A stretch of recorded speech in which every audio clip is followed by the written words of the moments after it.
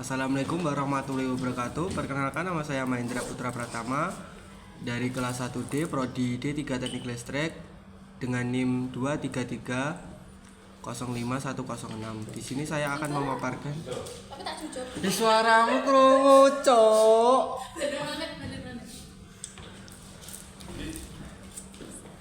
Assalamualaikum warahmatullahi wabarakatuh. Perkenalkan, nama saya Mahendra Putra Pratama dari Prodi D3 Teknik Listrik kelas 1D NIM 233 Di sini saya akan memaparkan materi tentang rangkaian elektronika analog dan digital dengan dosen pengampu Bapak Anton CS MTRT.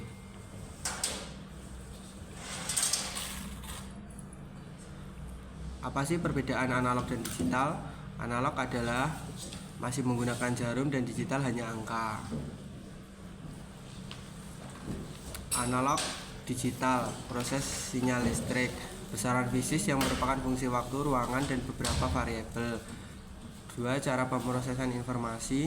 Elektronika analog mengatasi sinyal kontinu dengan nilai variabel, sedangkan elektronika digital mengatasi sinyal diskret dan dalam bentuk 0 dan 1. Apa sih elektronika analog? Elektronika analog berarti elektronika sinyal yang bergelombang. Elektronika analog adalah sinyal data dalam bentuk gelombang yang kontinu yang membawa informasi dengan mengubah karakteristik gelombang.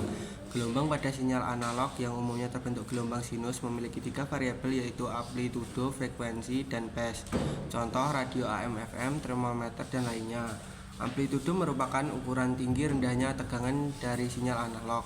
Frekuensi adalah jumlah gelombang sinyal analog dalam bentuk detik. Fase adalah besar sudut dari sinyal analog pada saat tertentu. Apa sih elektronika digital? Elektronika digital bisa disebut juga elektronika digital signal. Pengolahan sinyal yang direpresentasikan secara diskret dengan nilai-nilai yang terbatas menjadi 2 keadaan yang umumnya disebut 0 dan 1, high dan low, yang mewakili bit dan digit binar. Sinyal digital beroperasi dalam tingkat tegangan yang terdefinisi dengan pasti, dan perubahan dalam sinyal ini mengikuti aturan yang tegas. Contoh microcontroller, smartphone, PC, dan lain. Komponen elektronika pasif dan aktif. Komponen pasif adalah komponen walau tidak diberi arus atau tegangan listrik, dengan komponen tetap bekerja dan beroperasi dengan baik. Sedangkan komponen aktif adalah komponen yang dapat beroperasi jika mendapat arus atau tegangan listrik. Komponen pasif contohnya resistor, komponen elektronik 2 saluran yang didesain untuk menahan dan mengontrol arus listrik dengan memproduksi penurunan tegangan di antara kedua saluran sesuai dengan arus yang mengaliri. Fungsi resistor adalah pembatas arus, pembagi tegangan, pemuatan atau perlambatan, pengukuran arus tegangan. Contoh-contoh resistor.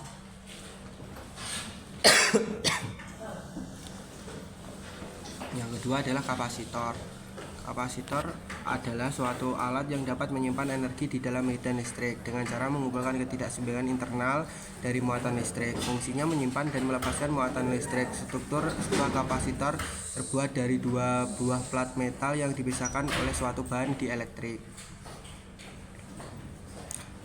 Kapasitansi didefinisikan sebagai kemampuan dari suatu kapasitor untuk menampung muatan elektron. C sama dengan Q per V. Keterangan C adalah kapasitas dalam satuan farad, Q adalah muatan listrik dalam satuan kolom, V adalah tegangan kapasitor dalam 1 volt. Kapasitor contohnya induktor. Induktor adalah komponen listrik yang digunakan untuk beban induktif. Fungsi utama dari induktor dalam suatu rangkaian adalah untuk melawan fluktuasi arus yang melewatinya. Komponen aktif. 1. Dioda. Dioda adalah sambungan bahan positif negatif yang berfungsi terutama sebagai penyarah tegangan. Dioda memiliki 2 terminal, yaitu anode atau katode, dan berfungsi sebagai penghantar arus listrik hanya dalam satu arah tertentu. Cara kerja dioda Zener. Transistor merupakan komponen elektronika yang terdiri dari 3 lapisan semikonduktor. Sebagai contoh NPN, dan PNP. Transistor mempunyai 3 kaki yang disebut emitor, basis atau base, B atau B, kolektor atau kolektor, BC. Emitor adalah menimbulkan elektron-elektron, emitor sebagai penimbul. Basis menyalurkan elektron keluar dari transistor. Kolektor mengatur gerakan elektron dari emitor terus keluar dari transistor melalui kolektor. Aplikasi transistor adalah bisa digunakan sebagai penguat arus, tegangan, daya AC dan DC, sebagai penyeara, sebagai mixer, sebagai isolator, sebagai switch atau saklar. Jenis transistor terbagi dua, yaitu BJT dan VET. BJT adalah PNP dan NPN, VET adalah JVET dan MOSFET. Transistor bipolar atau BJT. BJT Johnson transistor. Transistor bipolar menggunakan aliran elektron dan lubang di dalam bahan semikonduktor untuk mengendalikan arus. Dapat 2 jenis transistor bipolar, yaitu transistor NPN dan transistor PNP. NPN negatif positif negatif, PNP positif negatif positif. Contoh transistor NPN. Contoh transistor PNP. Yang kedua adalah transistor field effect atau FET. Transistor field effect menggunakan medan listrik untuk mengendalikan aliran arus dari antara 3 terminal utama, yaitu source S, G atau gate, dan drain atau D. Dapat beberapa jenis FET, yaitu MOSFET, metal oxide semiconductor field effect transistor, digunakan dalam berbagai sirkuit digital dan sebagai saklar daya tinggi. Yang kedua adalah DFET, Johnson Field Effect Transistor, digunakan dalam aplikasi penguat sinyal dan sebagai saklar elektronik. Apa perbedaannya? Apabila field terdapat pada bagian gate, drain, dan source.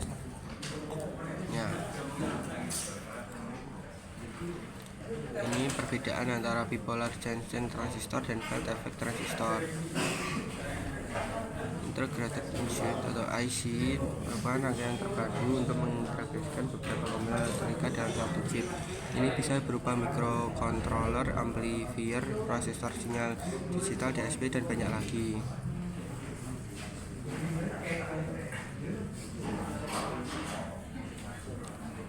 Assalamualaikum, sekian penjelasan dari saya. Assalamualaikum warahmatullahi wabarakatuh.